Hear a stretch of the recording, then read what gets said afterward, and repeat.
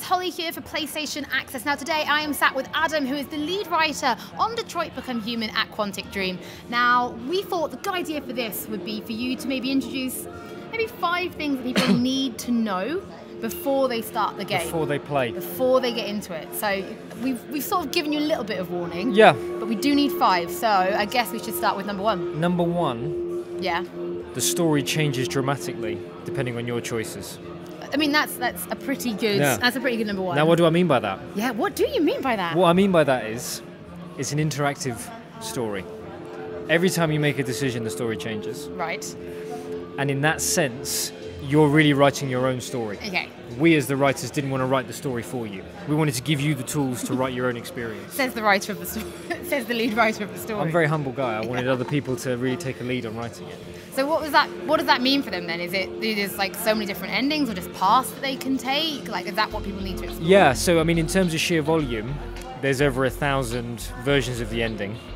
But of course, there's many ways of arriving at the ending. So yeah, and luckily for me, it wasn't me that had to produce it or quality test it, because it was a technical challenge. But it was also, there's this kind of psychological challenge as a writer. I come from television, where your job is to choose the story and tell it. Yeah, I guess video games really changes that. Yeah, but when you in TV, because you're writing a team, the best moments of writing for TV are when all the writers argue about what would happen. Like you put a character in a difficult situation, and half the room says, yeah, this character would be brave. This is the moment they'll be brave. And the other half of the room says, no, you're talking about this character's a chauvinist, they'll never change, they're a villain. Yeah. And that conversation is the most interesting part of the writing, and no one sees it. And yet with the interactive medium, you invite the player into the writing room and say, you tell us what happens. So you relinquish control, but you involve your audience so much more. I've never thought about it like that. It's great fun. And you don't have to pick either. You can just pick all the options that everyone's come up with in the room. Then your job as a writer is to come up with an interesting question. Yeah. Your job is to supply these interesting questions and an interesting context in which to make choices. But it's the player's journey. It's not your journey. That's very interesting. Right, point number 2 then. There are 3 playable characters. Okay. Okay. Now we sort of definitely know one of them because we saw Kara quite a long time ago. Yeah, so Kara was really the genesis of Detroit. It's all come from this. Yeah, so people often ask me, did David always have a game in mind? He didn't.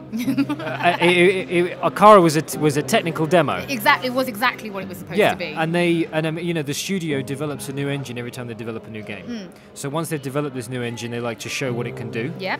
And facial animation is key for them because they're so much about performance capture. Yeah. So they wanted to show this.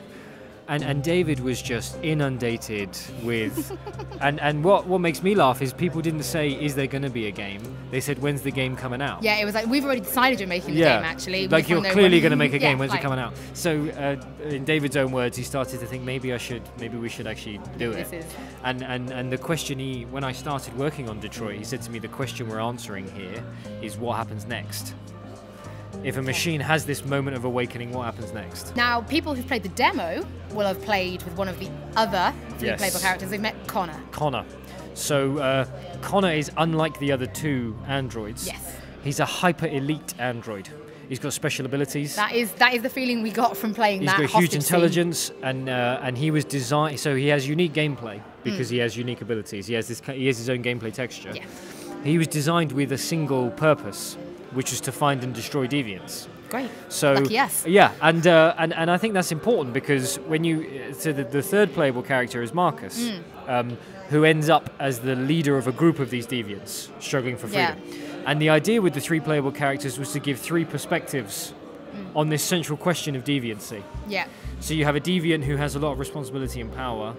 You have Kara, who really doesn't have this level of power, but she's responsible for a kid she's taking care of. So she experiences the prejudice of the society kind of from underneath. Yeah. And then you have Connor, who's working with the humans. So the idea was to give the player 3 perspectives on the same story. It's very, very well done. I was experiencing it today, and especially from Marcus's side. That was his sort of... Is Marcus your favourite? Yeah, actually, I really, really liked Kara, but seeing how Marcus came to be deviant, really, I thought was Yeah. I'm really excited for people to try it for themselves now. I don't want to say anything. I agree with you. Watching people play through the moments where these characters Yeah. can become deviant is always very interesting. Kara's was very emotional. It was very difficult to watch. So you touch on an interesting point, because the moment at which it's always an emotional shock, and the nature of that shock is the kind of signature feeling for who that character becomes. Yeah. So in Kara's case, it's empathy for this kid. Yeah. In Marcus's case, won't spoil, but there's a sense of resistance. Yeah. There's a sense of pushback.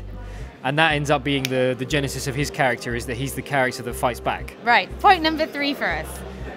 You can lose any or all of the playable characters before the end of the story. Now, I thought this was really interesting because there is no real such thing as a game over. Yes. It's just this is the story that you have created. Yeah, and that's that is important in David's aesthetic, in the when you have an interactive story, what we wanted was that you as a player, when you're answering questions and making choices, you would be making decisions that really reflect what you think about the issues of the game. Yeah. And if there are good and bad stories, or if there are game over and success stories, it adds this other layer where instead of just thinking, what would I do in this situation, or how do I feel, you're thinking, what do I do to get the best experience? You're playing the game. You're playing the game. You're playing to win. You're playing the story to win the story. Now, we really didn't want that. We wanted people to make the decisions that felt most true to them. That required, exactly as you describe, that even if you lose all 3 playable characters before the end, for example, it's not a game over, it doesn't feel like a game over, it still has a sense of an ending, it's still a complete experience with a sense of closure and with some reflection on what was this game about. It's so important, because once players feel that there isn't a right way to play the story, that's when it gets really interesting. Yeah, because you don't want anyone to feel like they failed either. Yeah, and you don't want anybody to be asking themselves in the back of their minds, what do I do here to get the real ending? Right, so now I should maybe next time I'll pick this option instead of that option. So I get more of the game, or I get more of this, or I want the ending where they're all alive. There's no good and bad. You're not going to be narratively penalised for getting any particular ending. Very interesting. So next point number 4. Detroit is the gamiest game that Gamiest Quantic Dream game. has ever made. But we've just What do said, I mean by that? But we've just said it's not like a game where it's got good and bad endings. Absolutely. And so, but it is like a game in Right, the sense that okay. it's the most interactive title Quantic's ever made. And that was David's brief to me when I arrived. So when I arrived at the studio... Interesting coming from television to being like, now you're going to make the gamiest game. Well, the point is, so the team that really put Detroit together, in terms of even the script, it wasn't just me and David as writers. Yeah. There's Gregory, who's here today, who's a senior game designer. We had the shooting director, Benjamin Diebling. There was a large team of people made up of game designers and others. Right.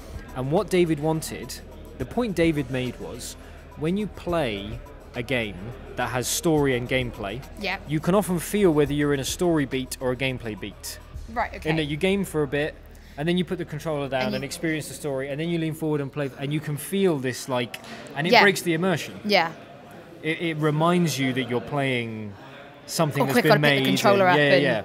Whereas what David wanted was a story that could be told through action, so that there's not this leaning forward and back that breaks immersion, but that you're always, as the player, doing something.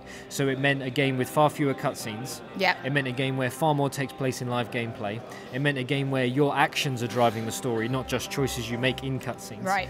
So in that sense, when I'm working with the designer and with David, there wasn't this hard line between a gameplay moment and a story moment. So now the cutscene starts, and this is what the cutscene's going to do. There wasn't this baton handed over between the writers and the game designers. Okay. So the idea was to create something very integrated, and the result is, I think, the most interactive gameplay experience we've ever made. Amazing. Now, 5th and final point then. The 5th and final point loops back to the first point, because I wanted to close the loop. I said in the first point that Detroit was an interactive story. My 5th point would be that the story really is about you.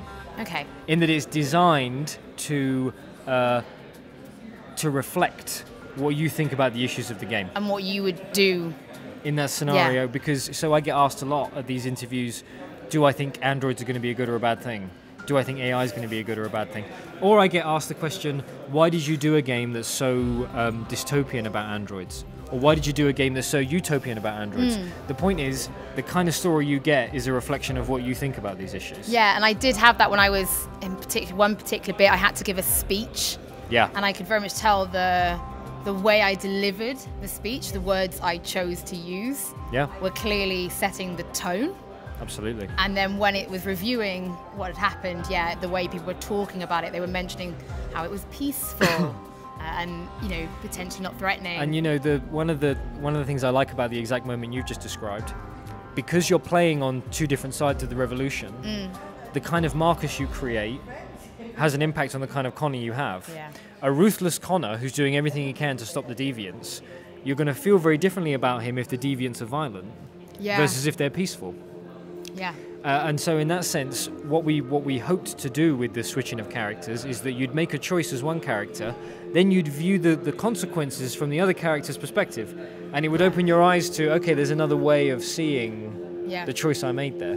Yeah, I'd like to go back and maybe play that chapter more aggressively. Right. To maybe, because I played it very passive. That gives you a Connor who's trying to stop a really dangerous group, and which that's is not what I gave them.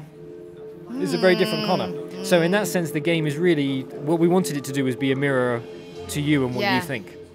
What I felt in those moments. Thank you so much. No, my pleasure. That was really Thank you good. for the I'm sorry I questions. put you on the spot there with 5 things, but you clearly knew what you were doing. No, it's hugely enjoyable. Oh, thank you so much. Guys, you can stay tuned to a YouTube channel because there's going to be more coming up on Detroit, potentially as well some live streams and some other gameplay bits. So please don't forget to like, comment and subscribe. Thank you.